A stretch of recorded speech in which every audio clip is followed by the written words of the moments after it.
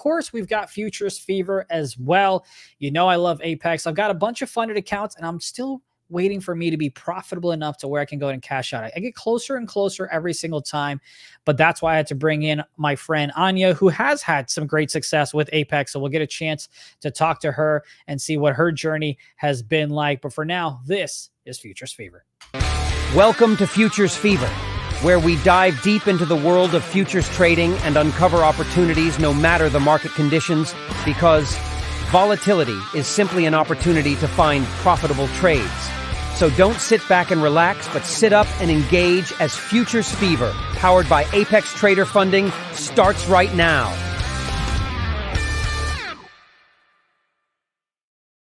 All right, Anya, go ahead and give me a thumbs up whenever you are ready, and I will go ahead. Oop, I got the wrong one there. Where do we got?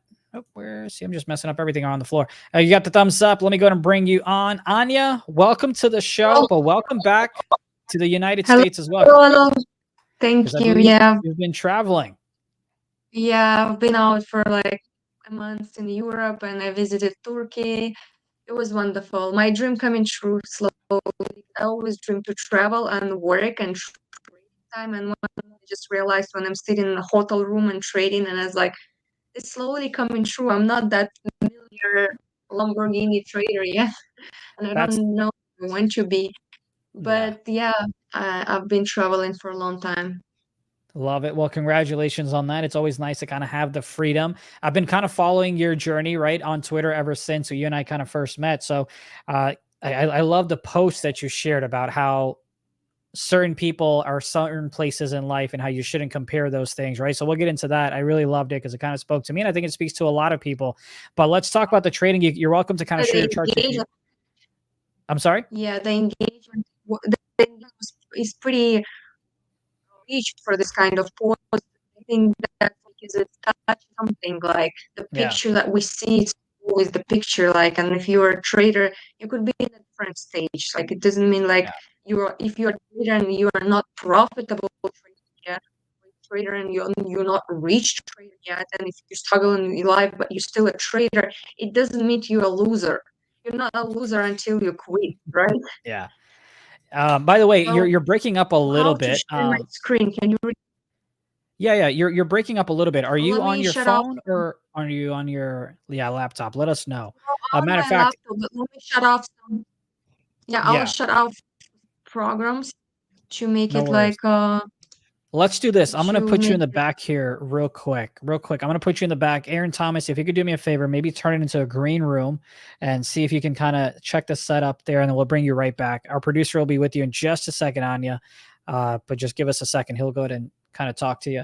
But I want to go ahead and talk about the charts and what I'm seeing on the NQ. So here is, I shared this on live trading earlier, where you have a downtrend, right? Coming to the downside here. And you kind of had a little bit of a breakout. You had a retest, and it marched all the way to what we said would be resistance. But that was obviously at 4 o'clock. That's a little bit of hindsight. Then it came back down, and you went ahead and touched this trend line from earlier, and also the support and resistance level that we had drawn up. It went ahead and held. The 15-minute is what I typically like to trade on. It held, did not break lower than that, and you got a nice little move to the upside as well. Of course, I couldn't trade this because I was busy trading FedEx. Hopefully, you guys are still making money on that one, as that stock is now still up 70% from the from when we took the trade itself. If there's any tickers that y'all want us to take a look at, Anya's going to try to see what her setup looks like, and then we'll bring her right back on as a guest, because I do want to hear her journey, not just in life, but also as a trader. I think it's a very important aspect, because what a beautiful thing it is to be able to trade when we're traveling. I think it's amazing to be able to do that. Aaron, if you could kind of give me the green light once you get a chance to talk to Anya in the green room, let me know. Let me see here.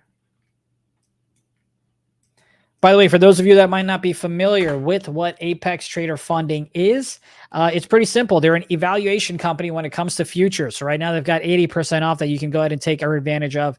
A $50,000 account, right, to get that in terms of buying power. Costs maybe about $50 with the sale. Then you can go ahead and get past that.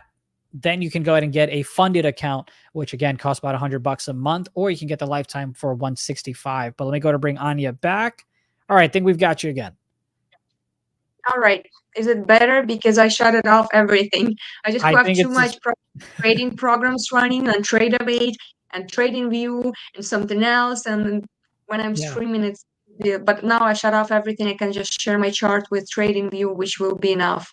Yeah, that should be good. You can hit present on the bottom and then share screen, and then we should be able to see what you want to show us. Present, share screen, share screen. And then you can just share the Chrome tab of the trading view, and then I will share your charts. Chrome chart. Okay, share. All right. Now it's visible, Awesome. right? Yep, I see it. I'm going to share your charts here. All right, tell me what we're looking at. So I actually already had all my trades and I already posted them on Twitter, and which worked wonderful. And as later I told, like, my favorite trade strategy is Fibonacci and golden pocket. Exactly, you see this yellowish, like little golden orange lines, Mm-hmm. which are golden pocket between 61 and 70%. So, and it's so pretty much easy. And if you see on my Twitter, I trade it almost every day. And today it presented from both sides. So if we take from this high to this low and retracement to golden pocket. So that was my first trade at open. Yeah. Basically somewhere like right here. So, and as we retrace from this move to this move to this golden pocket, I took it short from here, and I'm pretty much done for today because it worked both way today, and that's what I always look at. Now, when you're trading straight from the open, do you wait like 5 minutes, or is it just, hey, as long as it kind of hits my I golden usually pockets, it hits and try I'm in? to wait at least 3 minutes to get like first like or B candle, Mm-hmm. so I can see like if we can kind of break above there or B, so or stay at least not below it. So and if I see like we're starting above like moving average above the orb about 61% support area, so I Yeah. entered a little earlier than orb happened. But yes, I kind of try to, as my stats showing on TradeZella, so the trade that I'm taking in the first minutes of market open are usually red, so I'm Yeah. really trying to wait at least like 3-5 minutes. Okay, cool. Now, do you typically like to come back and trade later in the day, or is it just kind of in the beginning? Sometimes when I don't have much to do, like I like to look at the chart and see like if there is a particular areas I'm interested to take a trade. So that was a GP I was interested. So and I already traded this area, so I'm not gonna trade it.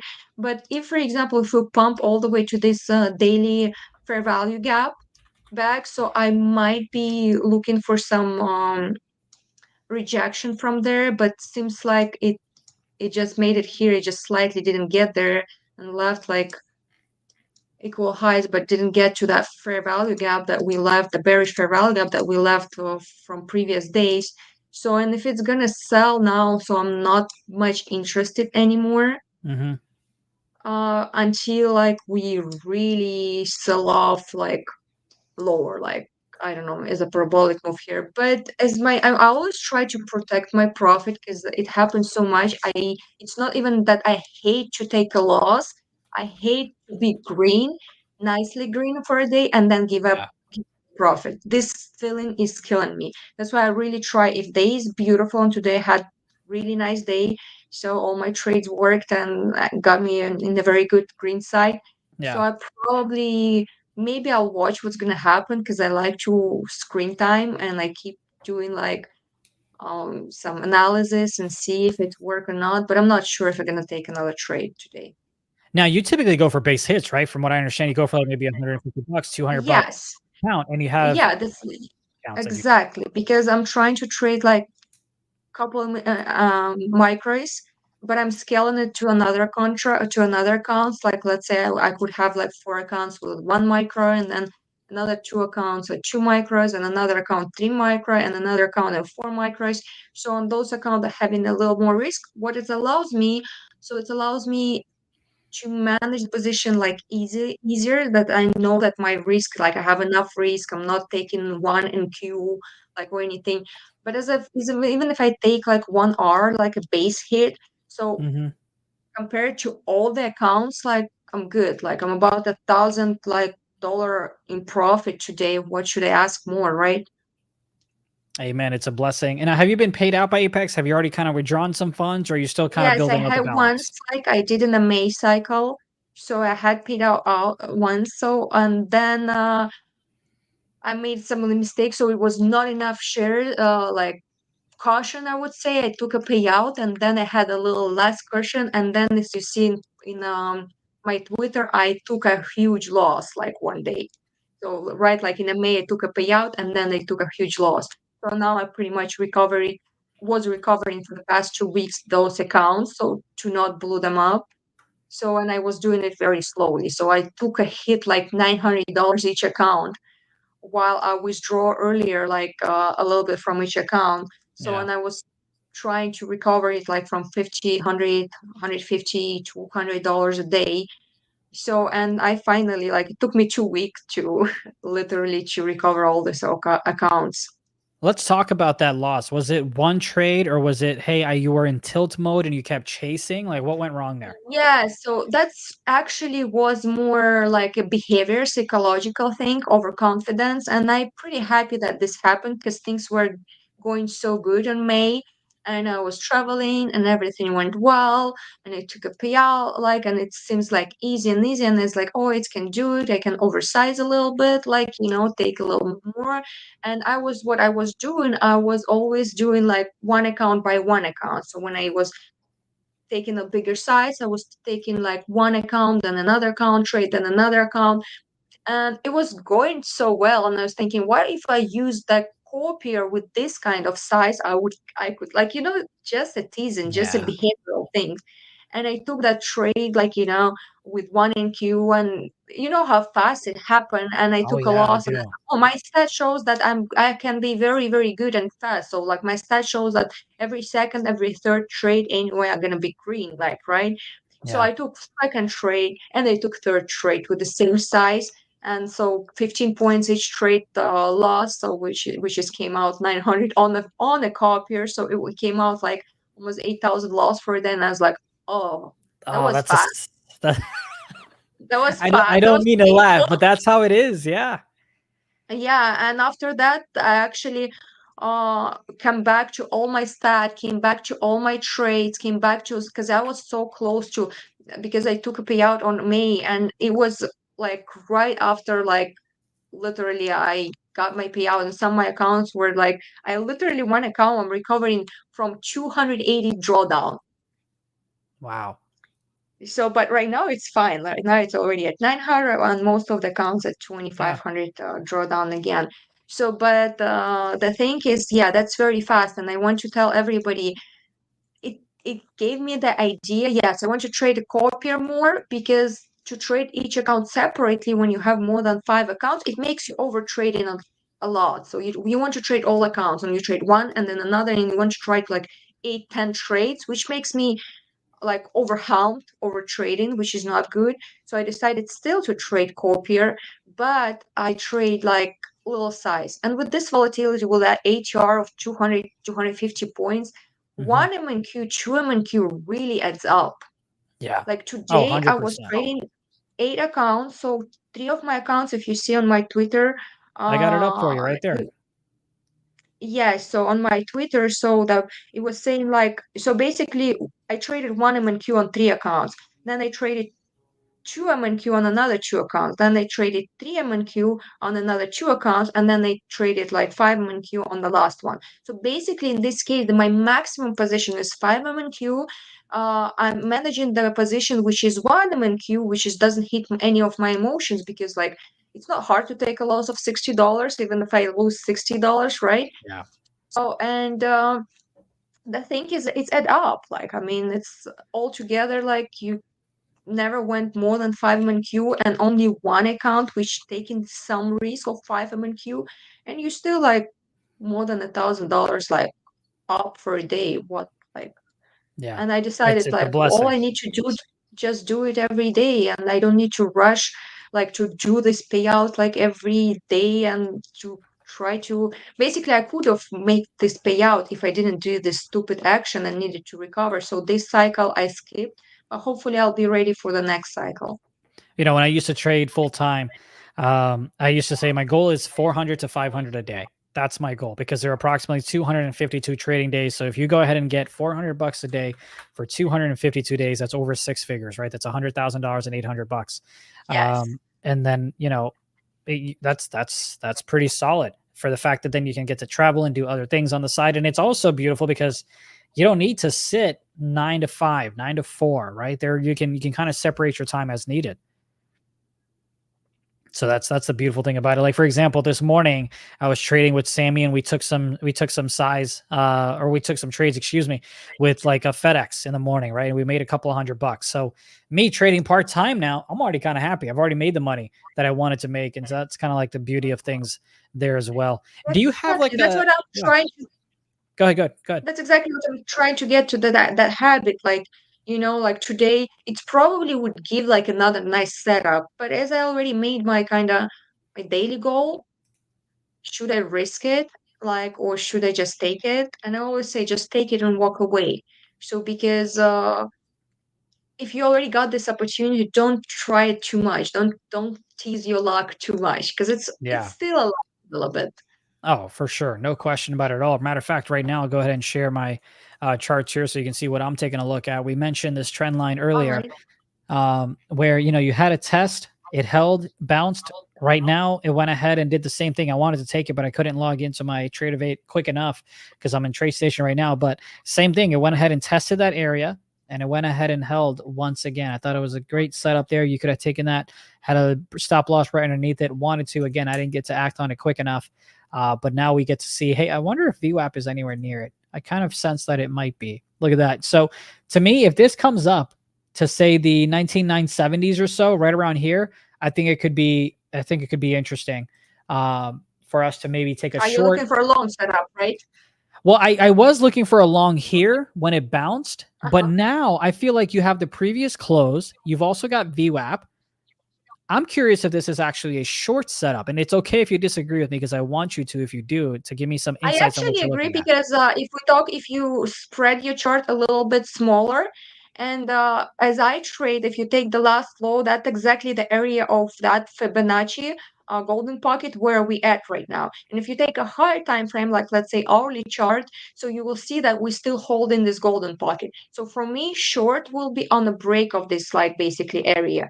So if we actually break this area lower, so that could be potential short lower. But for now, as we holding it, I try never go against like the Yeah. premium price because that actually where's like basically bulls are trying to get into the position in the premium price or discounted price, right? Well, I am now trying to get my password so I can go ahead and log in. Give me 1 second because I do want to take this short. If I can just log in quick enough. See so many screens, it could end up being a first world problem. There's too many things happening I because I've got know. my That's why brokers pulled up and everything. that's why I shut off all my screens because my stream didn't work. That's so many screens I had.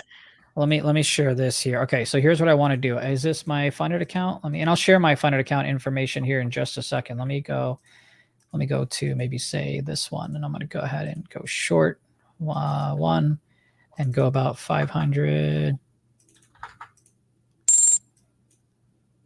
All right, so I'm in for the trade, and let me explain why I'm in for the trade. Just again, you had a bounce.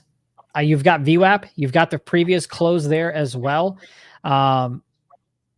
And we'll see if it ends up kind of breaking up above this candle. And if it does, then I'll go ahead and lose $500. If it comes right back down, I will take $500. But you kind of had this area holding on. You broke it. Now you have a retest. I'm hoping for a rejection on the previous close and the VWAP. And you also mentioned some Fibonacci stuff there. I'm not a Fibonacci trader. I feel like sometimes you just kind of, if you have too many things on the chart, it can confuse you, right? Which is why you stick to Fibonacci's, right? And I know that's something that you've kind of perfected with the golden pocket that's worked for you. Yes. So because let I'm doing me it for a long time enough and I seen it, like I can notice it, I can see it, like. I'm gonna take the same type of But trade on the other account as well. yeah, I still like your idea as well. As if we look at moving averages, because I have charts with moving averages, because I used to trade more moving averages. So all higher time frame pretty much has a free to go too short, so they all are below moving averages, like 20, 50, all stock of moving average in the same time, as they're pretty flat right now, as Yeah. we're like consolidating in the same area. So let's see. Yeah, then we've also got, I'm just going to take a look at the ES here and see what's happening there. Taking a look, matter of fact, let me go back to this. I'm going to take a look at the daily. So here's the daily on, that's the, and you should only go to the NQs. There's a lot of stuff happening. Let me go ahead and just remove all of them for now. Outside of just the trade itself, right? You obviously made new highs and it got smacked down. Now we're trying to get above this, is to me where the resistance is coming in. Right there is Yes, one. So we can that's get what I above wanted it. to test. Yeah. So didn't quite test it here today. We'll see if it does later on, but that's one area. And then the second one would be there. So those are two of my like, hey, here's where I'd want to go short for a 15 to 20 point scalp. Exactly. And, taking your advice, what I think I want to do is whenever I trade is take maybe one NQ, however, break it down into 10 MNQs and say, hey, I'm taking a trade where half my size, 5 MNQs, I get out at 1-to-1. 3, I get out at 2-to-1. 2 remaining, I get out trailing 3-to-1. Right this way, because I think what I try to do is be like, oh, it's a funded account. I'm gonna go a little bit big. I'm gonna be a little bit aggressive, but then by being aggressive, I don't exactly hit my targets properly because I get stopped out. So I think I Yes, just need and to we try lower my to size. trail. Exactly. That helps me a lot, this management, because I was trying to find this kind of management. So can a little bit risk more, but at the Yeah. same time, I don't want to risk all the accounts, because if something goes wrong, you lose over all the accounts, like I lose a lot, which I don't want, Yep. like doesn't feel good, and it's always hard to come back after this kind of days, come back emotionally, come back psychologically. And I started doing it, and it works so well with me, because I can literally, that what we say, like I can manage the chart and manage the like my position based on what chart telling me, Mm-hmm. because my position is so small, so I don't need to worry too much about it. Yeah. But at the same time, some of my accounts are scaled up, like, so, and they take in the hit. So if I manage it right, they take in like a little bigger hit or a little bigger profit, which makes me like grow very fast. And if this day, for example, made like one account, like which I was on the 5 MNQ, took a big loss, I'll Mm-hmm. move this account to a smaller risk for next day, and those account who has more trailing drawdown, I'll move it back there. So, and I always can keep them in the same balance somewhere. Gotcha. Yeah, and It's a, we'll see. it's a whole system. And that's the thing you got to have is you got to have a system, not just on like, hey, here are the trading setups, but it's like, okay, but how are you also managing risk? How are you also kind of scaling in and out of different positions, right? So for example, right now on this trade itself, again, not real money, but it's like a funded account, however you want to see it. I was down approximately $300, but it allows me to not panic and just say, oh my God, $300, I'm out. Just let the trade go out. I know I'm going to lose 500 if I'm wrong. I know I'm going to make 500 if I'm right. And, you don't want to get in the emotions of right here, I was down 300. Oh my God. But it's like, now I'm down to break even. It happens. It's okay. Just let the trade play out the way that it's going to play out. You don't need to really do much with it. I mean, here, like, I like the idea, like, to have a good, like, stop. Like, if you use 500, you literally lose, like, 25 points, which is very valid, like 10% of HR. So if it's work through 10% of HR, most likely the setup is not valid. I was trying to scalp really little moves and really little, like, stop loss, which made me, like, drive me nuts. Like, and I just stopped doing it. Like, I'm doing pretty much the same 1-to-1, but I have decent stop loss. I have decent like target. Like, usually I trade 30 to 30 points or 20 to 20 points as well. So it working just well if I'm not rushing and not trying to oversize and copy it everywhere and make 10K a day and then blowing up 10K a day. Yeah, no, I totally get it. Any final thoughts? We got about maybe 4 minutes here with you before I've got another great interview coming up with Singulate. Any final thoughts, whether it's in terms of risk management, trade setups, anything you're looking at in terms of levels for tomorrow, or do you kind of come in with a fresh mind every single morning? Yes, I have pretty much the same, like as you put on a daily chart, this Yeah. this resistance, like which you draw. So I still want it tested before maybe to reject lower, because this fair value gap matching so good with the golden pocket as well from that move down. So I want it test there. So if it tests there, I'll be more comfortable to short from there with the stop like above or whatever setup will be available intraday. But of course, like if we start breaking lower of that law of today, like law of today day, basically law of the Yeah. day.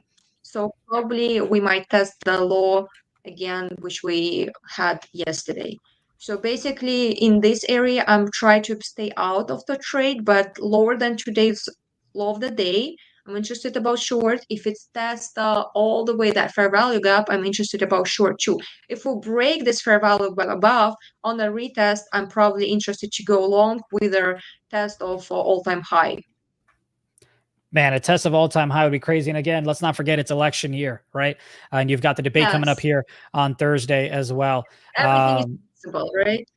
Yeah. So we'll see. We'll see what happens. We'll see.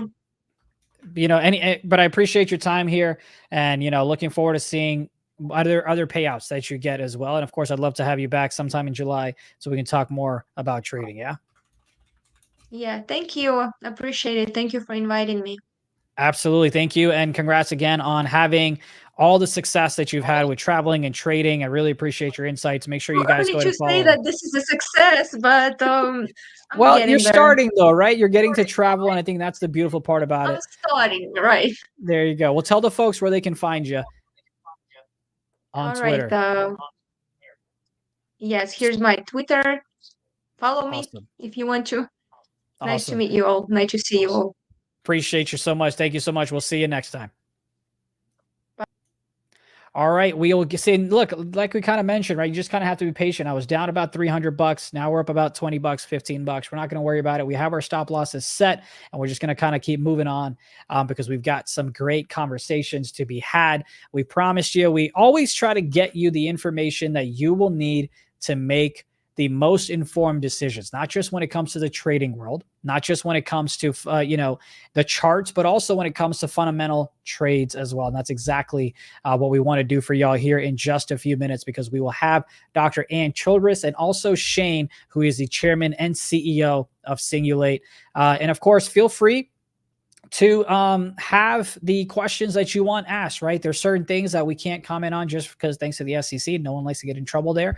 But I've got my set of questions. If you would like to go ahead and have your questions possibly asked, feel free to enter them in the chat and we will do our best to get going. Our producer is setting things up for all access in the background. So once he is ready to rock and roll, we can go ahead and get started here in just a couple of minutes as well. But as always, would love your participation in the chat. If you have any questions, let us know. But we've got Dr. Ann Childress and also Shane, who is the chairman and CEO of Singulate Therapeutics. Ticker on the NASDAQ is CING. All access starts right now.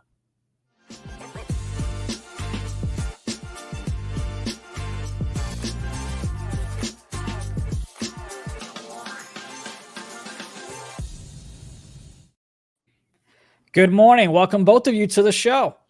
Good to see you. How are you today? I'm doing great, Dr. Ann. Hello. It's I think it's your first time for talking to me, I believe. First time with you, but yeah, Ann's a pro now. This is her second time here with Benzinga. Well, there you go. I'm excited to see what type of conversations we have. But Shane, why don't you go ahead and kind of start things off with the folks that might not be familiar at home. Give us a quick insight on what is it that your company does. Sure. So Singulate is we're a biotech company. And simply what we do is we take products that have currently been developed by other pharmaceutical companies, your Pfizer's, Novartis's, your Sanofi's, et cetera, some major products that unfortunately didn't do the exact optimization of their asset so that patients with various therapeutic ailments are getting the best possible outcome that they need. We have the ability to take in a single tablet 1, 2, 3, 4 of the same or different medications. And at the end of the day, we put it into this little tablet, and then we precisely time, style, ratio, and then exactly at the right time deliver when that medication gets introduced into the body. We have 3 lead assets right now. Our first 2 products, which Dr. Childress is one of the preeminent experts in the world on, so I'll let her do most of the talking here shortly, is attention deficit hyperactivity disorder, ADHD for short. So we have 2 assets in development there. Dr. Childress has been our principal and primary investigator on those, has great clinical experience with the product. Our third asset is an anxiety. It's a product that is not a benzodiazepine, but it's one that, again, what we're really focusing on doing is not just making it easier for patients to get a medication and just doing it once a day. That's important, but let's make the outcome for the patient better. Let's make the outcome for providers like Dr. Childress easier to attain. And let's make it better for payers as well, so these products are reimbursed. Let's make life optimized and better. That's what Singulet does. Now, Dr. Childress, ADHD is something that I've kind of had to deal with as well, right? So I remember I was struggling always in middle school, high school, and college. I finally said, you know what? I'm paying a lot of money for these classes. I've got to get it together. And I finally went ahead and got the proper help that I needed. But now you've kind of got folks that, there's a shortage, I would say, when it comes to getting help for folks that deal with it as well. There are a lot of questions I'm throwing at you, but just talk to me about why this is such an important thing that you're doing, that Singulet is doing when it comes to ADHD. Well, I've been working with Shane for about 20 years. And 20 years ago, we had a product called Focalin XR that I was working with Novartis. And it's a good medicine, but it just didn't last long enough. And we kept saying, we need something. We need this compound to last longer. And so the next thing I know, Shane has left Novartis and he starts his own company with some other folks that I worked with. And they have a medication that they think, okay, we think this is going to last longer. So, hey, Anne, will you do a laboratory classroom study? That's where people come in.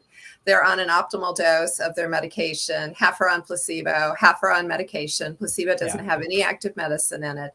And then they take math tests at different points during the day. So we can see when their medicine starts working, when it's at its peak, and when it wears off based on how many math problems they're doing. And at every time point we looked at with CTX 1301, from 30 minutes out all the way to 16 hours, they were doing more math problems on medication than they were on baseline. Yeah. Placebo. Now, give me more insight on the data from the phase 3 trial that you were the lead investigator on. Okay, so doing more math is just a proxy for attention and focus, right? When you were in college taking those classes, focusing is hard, right? Especially when you get to college, and there's a lot of stuff in college that's kind of boring, right? And things that are really boring, it's harder for people with ADHD to focus on. Well, one of the problems that we have with adults is that their day doesn't last 8 hours. When they come in and start working and then they leave work, right? It doesn't last 14 hours. It lasts their whole waking day. Yeah. And ADHD doesn't go away when the clock hits 5 or when they get their kids from school or when dinner's done. ADHD is still there. And, if I take my glasses off, I'm not going to be able to see you. As a matter of fact, I'm holding them in my hands because I won't be able to find them. Poor vision doesn't go away anytime, right? So I need something to help control it when I'm awake. Yeah. Otherwise, I'm going to be falling and breaking things and doing all sorts of horrible things. So ADHD, 24/7, 365 disorder. Now, we looked at math tests, but the other thing we looked at was we looked at ADHD ratings, ADHD symptoms, and that looks at hyperactivity as well as inattention. And I was blown away when Shane showed me our data. I'm like, good for me, but even better, good for your drug, right? Yeah. Because we had people, they started out around a 30, 31, right? With symptoms, right? Higher is worse on this rating scale. You can have all the way up to a 54. If you've got a 54 for total inattention plus hyperactivity symptoms, you are in a world of hurt with your ADHD. You're going to have a lot of impairment. Anyway, they started out about a little over 30. And by the time they got to optimize dosing, everybody got medicine. We increased it to just the right dose with their tolerability and how well their ADHD symptoms were doing. And they came down to about a 16. So that's really good, right? Yeah. Well, then half the people stopped medication and half the people continued on so we could do our laboratory classroom day. At the end of that week, the people that were on CTX 1301, they went from a 16 to an 18. Still good, still really great. The people that weren't on drug went all the way up to a 30 again. So to give you an idea of what does an 18 mean on the scales for you for your viewers? Well, an 18 really is remission. That's what we consider remission of ADHD symptoms. So on the medicine, entire active day, which, sorry to jump in, I just love it. It's just, the other drugs stopped measuring at 8 or 6 or 10 or 12 hours. We said, look, let's just look at their day, and the day is what the day is. Like Dr. Childress said, take your glasses off, you can't see. Your ADHD symptoms are still there. And tonight you said one really important thing, and what Dr. Childress's perspective on this, there is a shortage out there. There's a lot of issues around that, but when we bring 3 doses, precisely timed, precisely ratioed in one tablet, that reduces the number of scripts out there, the number of medications that doctors and pharmacists have to write and fill. And we do it in one simple tablet that is going to be reimbursed on market access. So, Dr. Childress, how does that change your life and your staff? Oh my gosh. Okay. Well, I can talk. Just the shortage has been making me crazy, right? Because you have to send things to this pharmacy and that pharmacy, and the pharmacies won't tell the patients until they're actually there and you send a script. It's a whole thing. But one of the other problems is not only do I have to deal with 1 prescription with a shortage in a month, I may have to deal with 2 prescriptions because somebody's taking an extended release medication and then they need a boost. In yesterday, and he failed geometry. Right. So he's taking his methylphenidate, and in the afternoon, Dad is having to help him with his homework. Well, by about 4 o'clock, his medication is gone. So now they have to take a booster in the afternoon, and they have to time that just right to make sure that it kicks in and it's going to work when they can do their homework. Otherwise, it won't keep them up at night, because then the next day it just has a lasting effect. And that's where, I kind of struggled with it as well. It's like, hey, I got to time this perfectly so that I'm not falling asleep at 6 o'clock when I have a 9 o'clock interview for a big job. Right. So I totally get that. I love you saying that, because that's one of the things we did is when we started Singulet, it was Dr. Brahms, Silva, and I were the 3 co-founders, and Ann, known Ann for so many years. We said, hey, let's ask Ann, let's ask the experts, let's bring everyone in, and Jeff Newcorn, and how do you want to develop this drug? If we were going to build the ideal stimulant, how should we do it? They told us how to do it. We listened and we built it. So we don't deliver a full dose at 8 hours. We wait 7 hours later. So right around 2:30 in the afternoon, we're going to give you 20%. Stop the crash, stop the rebound, stop the wear off, just give you a little bit of dose to get you into the early evening. Breakfast to dinner, home to homework, revelry to taps. From children to adults, we can cover that entire spectrum. Yeah. Well, Shane, I've got a final question for you, but Dr. Childress, any final thoughts from you before I move on to Shane? Okay, I have to tell you one story for a patient. I actually sent Shane a copy of a little note she wrote me. She actually sent me a card because she got diagnosed for the study. And she basically said, you've changed my life. Okay, this medicine changed my life. She was struggling, trying to get her associate's degree in college, not doing very well. She started this medicine. Her cohort started in January, and she had a 4.0 that semester. That's changed her life. Shane, you're amazing. No, you're the amazing one.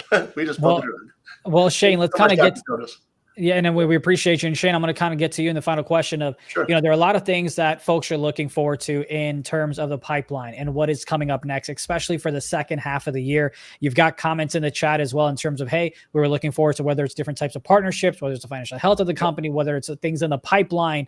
Our viewers kind of want to know more insights on what is yet to come that you have said, hey, what's the plan for 2024? Where are we in kind of meeting those milestones that you're kind of working towards? Exactly. Thanks for that question. So, number one, we've just in the last month really introduced some very positive news to the street, and letting them know that number one, the FDA has cleared our lead asset to be submitted for its with its new drug application.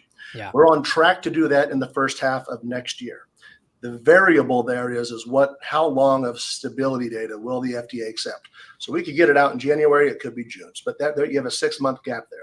Yeah. Then this product is on the clock, and we know, the track record of stimulants is a very high level of approval. They're very safe, they're very effective, and the data that our product has shown and Dr. Childress has generated is something we cannot wait to demonstrate and show to the FDA and thought leaders across the country. In addition to that, our anxiety asset is poised to begin development work next year as well. This is a product, again, that we're going to deliver 3 doses of a product called buspirone. at the right time, right ratio, and right style. Anxiety is a major issue. It's the #1 issue in America right now. And here's an asset, a product that can help millions of patients' lives. So that's coming down the pipeline as well. We have our second ADHD asset. There's an asset in insomnia. There's one in major depressive disorder. This platform has so much applicability. We can go on and on and on.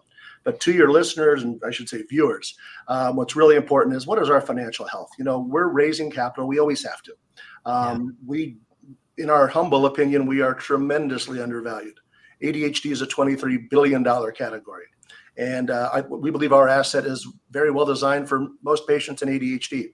Don't expect to get a 50% market share, but I think we're really well designed to really capture a great deal of that. There are partners we're speaking with to either help us commercialize or fully commercialize the asset on their own. Those negotiations are underway. Second to that is, we already have a commercialization strategy in place. We have the paperwork signed. The agreement is there. It's with Indegene. Indegene just went public about a month ago. They're a multi-billion-dollar company. And they are basically a soup to nuts go-to-market company. They have sales reps, medical liaisons, medical information, market access. Everything you need to launch, we can bolt onto.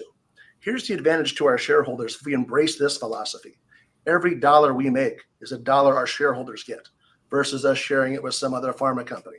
And, big pharma is not knocking on the doors of ADHD anymore. They're just not. You have a lot of smaller players like Singulet. There was a day, like Dr. Ann was saying, Novartis, Shire, and, the big companies are out there, J&J. That's not the status anymore. So we have a lot of products in our pipeline. Our financial, health is good. We continue to raise money as economically as possible and do that at the shareholders' behest. Last question for me. You mentioned that you're, in your humble opinion, you're massively undervalued. You have folks talking about, hey, why should we buy now? Right. So I guess the question to you, and let me spin it a little bit differently, is, and I promise it'll be the last one, what is the market getting wrong? What are they missing?